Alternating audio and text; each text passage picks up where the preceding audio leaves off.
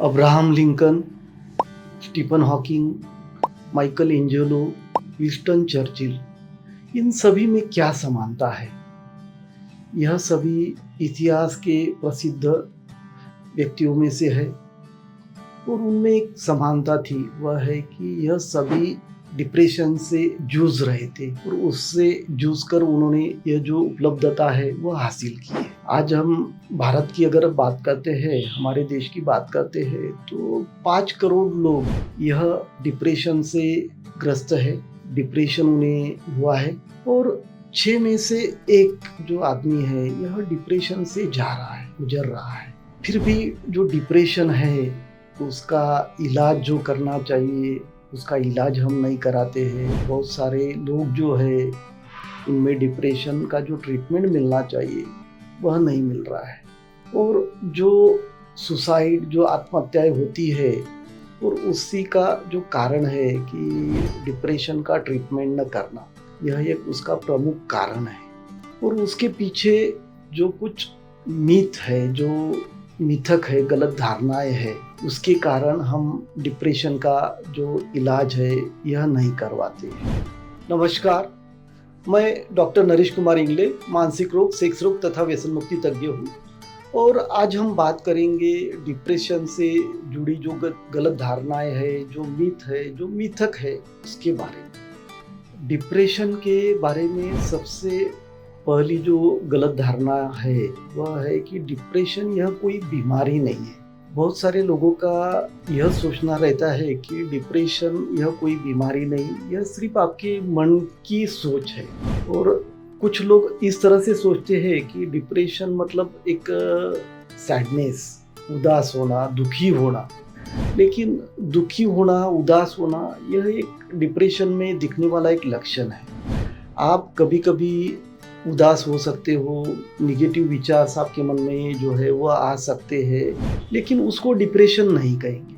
तो डिप्रेशन में क्या होता है कि आपका जो मन है यह किसी चीज़ में लगता नहीं है। जिन बातों में करने में आपको आनंद आता था, जैसे काम करने में या खेलने में आपको बहुत ज़्यादा इंटरेस्ट आता था, आनंद आता था, वह आनंद अभी आता नहीं है। किसी चीज़ में आपका दिल जो है लगता नहीं, मन लगता नहीं है, मन बहुत ज़्यादा उदास लगता है, आप उदास महसूस करते हो, नींद आपको लगती नहीं है, खाना जो है वह आपका कम हो जाता है, आप कम खाना खाते हो। फिर जो किसी चीज़ में कंसंट्रेशन जो है वह आपका जो लगना है वह कम हो जाता है, मोटिवेशन आपका कम हो जाता है। कभी कभी मन में आत्महत्या के विचार आते हैं। अगर इस तरह के लक्षण जो है यह 2 सप्ताह या उससे ज़्यादा पीरियड के लिए अगर रहते हैं तो उसे हम डिप्रेशन कहते हैं। तो हमें समझना होगा कि डिप्रेशन जो हमारे मेंदु में, हमारे ब्रेन में जो कुछ केमिकल चेंजेस होते हैं उसके कारण होता है। यह सिर्फ मन की सोच नहीं है, बल्कि अगर उसका ट्रीटमेंट हम बराबर करते हैं तो डिप्रेशन यह पूरी तरह से ठीक हो सकता है। दूसरा जो मिथक है कि डिप्रेशन की पेशेंट को नींद की गोलियां देकर सुलाया जाता है, बल्कि ऐसा नहीं है। जो एंटी डिप्रेसेंट्स है, लीवर एंटी डिप्रेसेंट्स है, वह पेशेंट को दिए जाते हैं और उस ड्रग्स के साथ, उन दवाओं के साथ जो पेशेंट है, अगर आप स्टूडेंट हो या कोई आप लेक्चरर हो या आप लॉयर हो या कोई भी आप प्रोफेशन में हो, तो आपका जो काम है वह भी आप अच्छे से कर सकते हो। तो ये जो गलत धारणा है कि डिप्रेशन के पेशेंट को सिर्फ दवा देके सुलाया जाता है, ये एकदम गलत है। बल्कि डिप्रेशन का पेशेंट अगर दवा लेता है तो उससे वो अच्छा जो अपना जीवन है वह व्यतीत कर सकता है और अच्छे से अपना जो काम है, अपना जो डेली रूटीन है वह अच्छे से वह कर सकता है। फिर तीसरी जो गलत धारणा है वह है कि डिप्रेशन यह सिर्फ महिलाओं में पाया जाता है, बल्कि ऐसा नहीं है। डिप्रेशन महिलाओं में, पुरुषों में, दोनों में पाया जाता है। महिलाओं में यह प्रीवैलेंस जो है उसका ज़्यादा है, पुरुषों में उसका प्रीवैलेंस जो है वह कम है, उसकी व्यापकता कम है। लेकिन क्या होता है कि महिलाएं ज़्यादातर जो होती है वह अपनी जो बात है वो बोल देती है, वह अपने डिप्रेशन के बारे में बोलती है। पुरुष जो है यह बोलते नहीं है। उनको लगता है कि अगर हम बोलेंगे तो हमें कमज़ोर समझा जाएगा, और हमारा जो कल्चर है वह भी पुरुषों को क्या है कि वह चाहता है कि पुरुष यह खुद को कभी कमज़ोर ना समझे, और उसके कारण भी ऐसा होता है कि पुरुष यह डिप्रेशन के बारे में खुलकर बोलते नहीं हैं। जो पुरुषों में डिप्रेशन होता है उसमें ज़्यादातर क्या होता है कि एक इरिटेबिलिटी, जो चिड़चिड़ापन है वह उनमें ज़्यादा होता है। जो लॉस ऑफ इंटरेस्ट जो है, जो प्लेजरेबल एक्टिविटीज़ है उनमें जो आनंद आना चाहिए वह नहीं रहता है, जैसे कि सेक्स हो गया या कुछ आनंददायक गतिविधियाँ हो गई, उनमें जो आनंद है वह कम हो जाता है। फिर जो उनकी रिस्पॉन्सिबिलिटीज़ होती है उसको पूरा करने में बहुत बार वह असमर्थ हो जाते हैं। कभी-कभी जो सुसाइडल थॉट्स है या जो आत्महत्या का प्रयास है वह किया जा सकता है। तो इस तरह की लक्षणें हमें पुरुषों में ज़्यादातर दिखती है। तो यह समझना कि डिप्रेशन यह सिर्फ महिलाओं में होता है और पुरुषों में नहीं होता, तो यह गलत है। चौथी जो गलत धारणा है कि अगर आप आपकी जीवन शैली में बदलाव करते हो तो आप डिप्रेशन को मात दे सकते हो। आप कड़ी मेहनत अगर आप करते हो, खुद को काम में बिज़ी रखते हो, या आप घूमने को जाते हो, या आप एक्सरसाइज करते हो, तो उसमें कुछ चीज़ों में आपको आराम हो सकता है या कुछ बातों में आपको बदल दिख सकता है। जैसे कि आप बहुत ज़्यादा थक चुके हो और आपको लगता है कि थोड़ा आपने ब्रेक लेना चाहिए। ऐसे वक्त अगर आप काम से ब्रेक लेते हो या आप घूमने को चले जाते हो तो आपको ठीक लगेगा। लेकिन अगर आप डिप्रेशन में हो और डिप्रेशन में होने के बाद अगर आप खुद को बिज़ी रखते हो, एक्सरसाइज करते हो या बाकी चीज़ों के ऊपर फोकस करते हो, आपके लाइफस्टाइल में बदलाव आप करते हो, तो उससे थोड़ी देर के लिए आपको राहत मिलेगी। लेकिन जो डिप्रेशन है वह पूरी तरह से आपका ठीक नहीं होगा। जब तक आप उसका ट्रीटमेंट नहीं करते, आप उसका इलाज नहीं करते, आपका जो डिप्रेशन है यह पूरी तरह से ठीक नहीं हो सकता।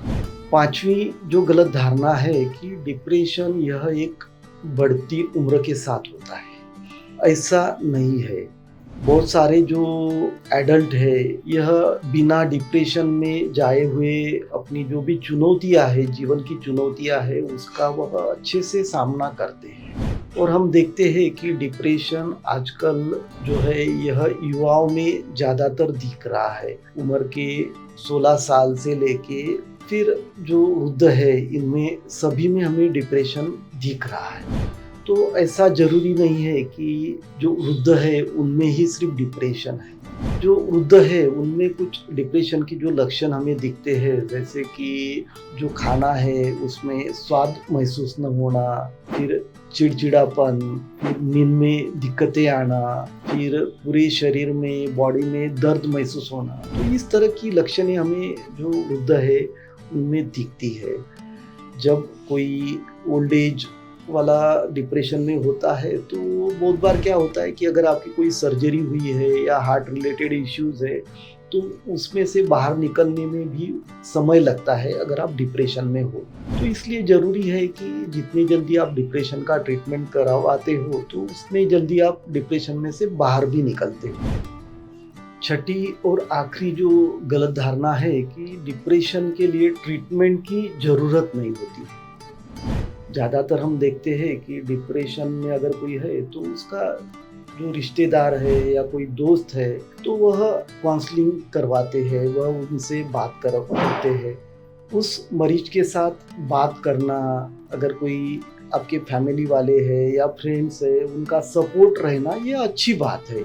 लेकिन जब आप किसी साइकियाट्रिस्ट को दिखाते हो या साइकोलॉजिस्ट को दिखाते हो तो जिस तरह से एक प्रोफेशनल तरीके से आपकी जो काउंसलिंग होती है तो उसमें जो रिजल्ट है वह एक अच्छे से आपको मिल सकते हैं। तो इसलिए मन में डर रखना कि अगर मैं किसी साइकियाट्रिस्ट को दिखाऊंगा तो मुझे ज़िंदगी भर दवा खानी पड़ेगी, तो ऐसा नहीं होता है। आपका जो डिप्रेशन है यह कितने दिनों से है, आपका एपिसोड यह पहला है कि उसके पहले भी आपको डिप्रेशन हो चुका है, इसके ऊपर जो आपका ट्रीटमेंट का जो पीरियड है यह डिसाइड होता है।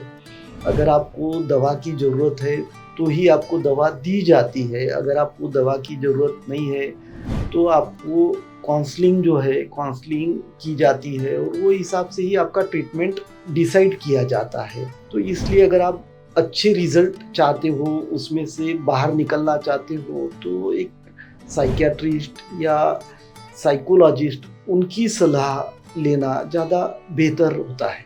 यह हो गए डिप्रेशन से जुड़ी 6 गलत धारणाएं, मिथ उनके बारे में।